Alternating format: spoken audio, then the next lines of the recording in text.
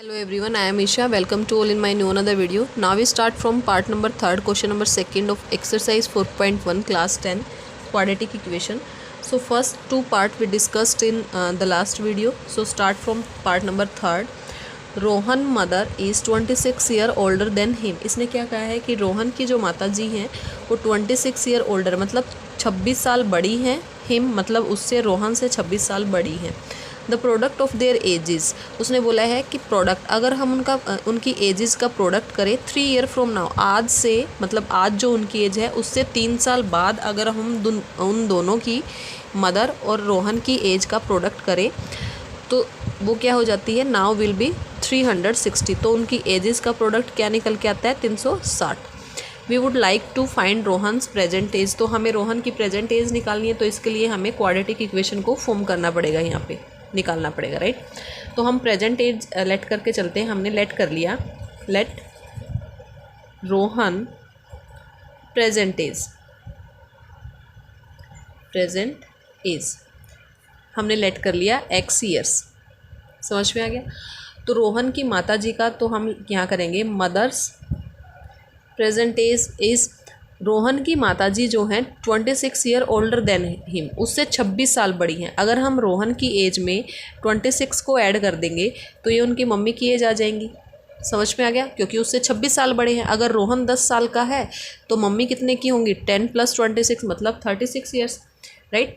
आगे उसने बोला है the product of their age. अगर हम दोनों की एज का प्रोडक्ट करें 3 ईयर फ्रॉम नाउ मतलब 3 साल बाद अगर हम उनकी एज का प्रोडक्ट करें तो वो आता है 360 डिग्री. तो हमें 3 साल बाद एज निकालनी पड़ेगी. तो हम यहाँ लिखेंगे आफ्टर 3 ईयर्स कि भाई 3 साल बाद रोहन की जो एज है वो कितनी हो जाएगी, जो आज उसकी एज है उसमें 3 साल ऐड हो जाएंगे. अगर आज 10 साल का है तो 3 साल बाद 10 + 3 = 13 ईयर्स, राइट. और मदर की जो एज है, मदर्स एज, आज अगर उसकी एज x + 26 है तो आफ्टर 3 ईयर x + 26 + 3 ईयर्स हो जाएगा, जो कि हो जाएगा x + 29 ईयर्स. समझ में आ गया. अब इसने बोला है अकॉर्डिंग टू क्वेश्चन हम यहाँ करेंगे कि दोनों की एज का प्रोडक्ट कि x + 3 रोहन की एज का और मदर की एज का जो प्रोडक्ट है वो इसने बोला है इक्वल 360. समझ में आ गया.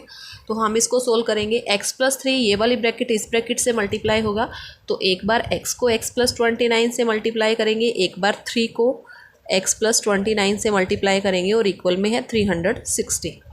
तो x से मल्टीप्लाई होगा x² प्लस x 29 से मल्टीप्लाई होगा तो 29x प्लस 3x के साथ मल्टीप्लाई होगा तो 3x प्लस 3 जो है 29 से मल्टीप्लाई होगा तो ये हो जाएगा 87 equal 360.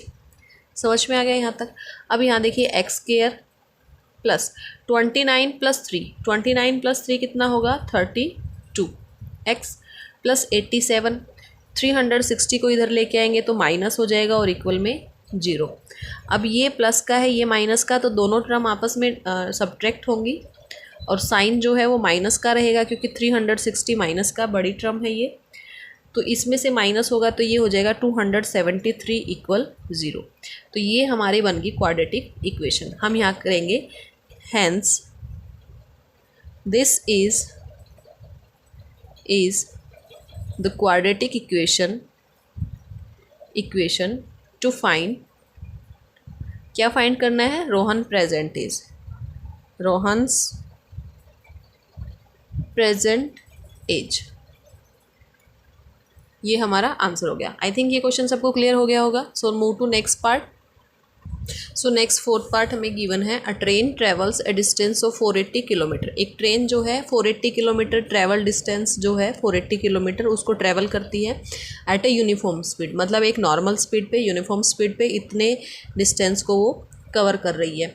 If the speed had been 8 kilometre और लेस, अगर स्पीड जो है 8 किलोमीटर प्रति आवर जो है पर आवर लेस कम हो जाती है, then it would have taken 3 hour more than to cover the same distance. तो उसको 3 घंटे ज़्यादा लगते हैं उसी सेम डिस्टेंस को मतलब 480 किलोमीटर को कवर करने में. समझ में आ गया. अगर आप एक जगह से देखो यहाँ से और आपको यहाँ जाना है, ये आपको लगा लिया आपने 40 किलोमीटर जो है ये आपकी डिस्टेंस है. आप यहाँ से यहाँ तक नॉर्मल स्पीड पे जाते हो ठीक है, नॉर्मल स्पीड पे जाते हो, और एक आप कम स्पीड पे जाते हो तो 8 किलोमीटर पर आवर, मतलब 8 kilometre per our come speed है आपकी, तो आपको 3 घंटे ज़्यादा लगते हैं। अगर यहाँ से यहाँ तक जाने में आपको 10 घंटे लग रहे हैं और आप 8 किलोमीटर अपनी स्पीड को कम कर देते हैं तो आपको 3 घंटे ज़्यादा लगते हैं, मतलब +3, मतलब आपको 13 आवर आपको लग रहे हैं। तो इसको कैसे सोल्व करना है, देखिए हमें क्या फाइंड करना है, we need to find the speed of the train. हमें स्पीड फाइंड करनी है ट्रेन की, तो हम स्पीड को ही लेट करके चलेंगे। हमने लेट कर लिया, let the speed of train की जो स्पीड है वो हमने लेट कर लिया कि x किलोमीटर पर आवर उसकी स्पीड है, और डिस्टेंस हमें दे रखा है, डिस्टेंस जो है वो कितना है, डिस्टेंस इज़ 480 किलोमीटर, राइट। तो टाइम जो है, टाइम वो कितना लगेगा, टाइम देखो, टाइम हमें पता है हमारा जो फॉर्मूला है वो क्या होता है, स्पीड का formula, speed is equal to distance by time, ये होता है। तो हमें अगर टाइम निकालना है, इसी को हम कन्वर्ट करते हैं, डिस्टेंस निकालना है तो टी इधर चला जाता है, स्पीड इनटू टाइम हो जाता है। टाइम निकालना है तो टाइम इधर चला जाता है, एस मतलब स्पीड इधर आ जाती है, तो टाइम क्या हो जाएगा हमारा, डिस्टेंस बाय स्पीड। तो टाइम जो है वो क्या हो जाता है, डिस्टेंस बाय स्पीड। तो डिस्टेंस क्या है 480, और बाय में स्पीड क्या है, हमने लेट करा था x किलोमीटर पर आवर। ये हमारा टाइम हो गया। जब कब है ये टाइम, जब वो एक यूनिफॉर्म स्पीड पर चल रही है, समझ में आ गया। फिर इसने बोला है कि if speed had been 8 kilometre per hour, अगर स्पीड जो है कम हो जाती है 8 किलोमीटर पर आवर तो उसको 3 घंटे लगते हैं। तो हम यहाँ पर लिखेंगे टाइम क्या होगा जब स्पीड जो है 8 किलोमीटर पर आवर कम हो जाती है। तो हम यहाँ लिखें टाइम व्हेन स्पीड जो है, speed is 8 kilometre per our less, अगर कम हो जाती है 8 किलोमीटर तो क्या है, डिस्टेंस जो टाइम है वो तो यही रहेगा, डिस्टेंस बाय स्पीड। तो डिस्टेंस तो सेम है हमारी 480 किलोमीटर, बाय में स्पीड क्या हो जाती है, स्पीड हमने क्या लेट करा था, x, नॉर्मल स्पीड थी ये, तो इसमें जो है 8 किलोमीटर कम हो गई, तो स्पीड क्या हो गई, x-8। समझ में आ गया। तो x-8 होगी तो इसमें टाइम ज़्यादा लगेगा, समझ में आ गया। तो टाइम ज़्यादा लगेगा। ये 3 आवर कब लग रहे हैं, जब हम स्पीड जो है वो कम कर रहे हैं। इसमें मान लो अगर हमें 10 घंटे लग रहे हैं तो इसमें 13 लग रहे हैं, तो 3 जो है कब इक्वल होगा, 13 - 10 करेंगे तब, और 13 क्या है हमारा 480 by x-8 minus 480 by x। समझ में आ गया। ये सिर्फ मैंने आपको समझाने के लिए किया है 10 और 13।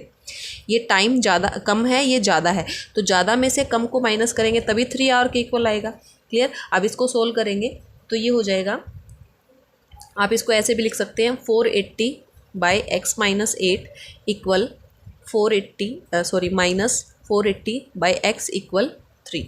अब इसको सोल्व करेंगे, x इंटू x-8 का हम एलसीएम लेंगे, यहाँ पर हो जाएगा x इंटू x-8। इस टर्म को इसके साथ मल्टीप्लाई करेंगे तो x-8 से x-8 कैंसिल आउट हो जाएगा, तो x इंटू 480 ये हो जाएगा 480x, माइनस माइनस लगेगा, यहाँ पर x से x कैंसिल आउट हो जाएगा, तो 480 जो है वो मल्टीप्लाई होगा x-8 से। आप इसको ऐसे भी कर सकते हो, यहाँ पर हमने एलसीएम लिया दोनों का, फिर इसको क्रॉस मल्टीप्लाई करके यहाँ लिख दो, इसके साथ ये मल्टीप्लाई हो जाएगा, इसके साथ ये मल्टीप्लाई हो जाएगा, और इक्वल में क्या है हमारा 3, इक्वल में 3 है। अब ये हो जाएगा हमारा 480x minus 480 into x is 480x, minus minus is plus, 480 into 8 को हम मल्टीप्लाई करेंगे तो 0, 8 8 जा 64, 6, 8 4 जा 32 एंड 4 इज़ 8 8 जा 64, 6 8 4 जा 32 एंड 6, ये आएगा हमारा 38, राइट। और बाय में x into x is x square minus x into 8 is 8x equal 3। Clear है। तो ये हो जाएगा हमारा 480 माइनस 480, ये कैंसिल आउट हो गया, तो यहाँ पर क्या बच गया 3840 इक्वल, इस इक्वेशन को इधर लेके जाएंगे तो ये 3 के मल्टीप्लाई हो जाएगा, x स्क्वायर माइनस 8x 3 के साथ मल्टीप्लाई हो गया, तो इसको मल्टीप्लाई करेंगे, ये तो हमारा एज इट इज़ रहेगा, इक्वल इसको मल्टीप्लाई करेंगे 3 into x square is 3x square minus 3 into 8x is 24, 3 8 जा 24 इंटू एक्स। अब यहाँ पर ये वाले टर्म को इधर लेके आएंगे तो ये माइनस में हो जाएगा, ये हो जाएगा हमारा 3x² माइनस 24x प्लस का है तो माइनस हो जाएगा माइनस 3840 इक्वल 0। ये हमारी एक क्वाड्रेटिक फॉर्म बन गई जिससे हम क्या फाइंड कर सकते हैं, स्पीड ऑफ ट्रेन। तो हम यहाँ लिखेंगे this is the quadratic equation to find the length of the speed of the train। समझ में आ गया, क्लियर है। आई होप ये क्वेश्चन सबको अच्छे से क्लियर हो गए होंगे, सेकंड क्वेश्चन के सभी चारों part. So thank you for watching.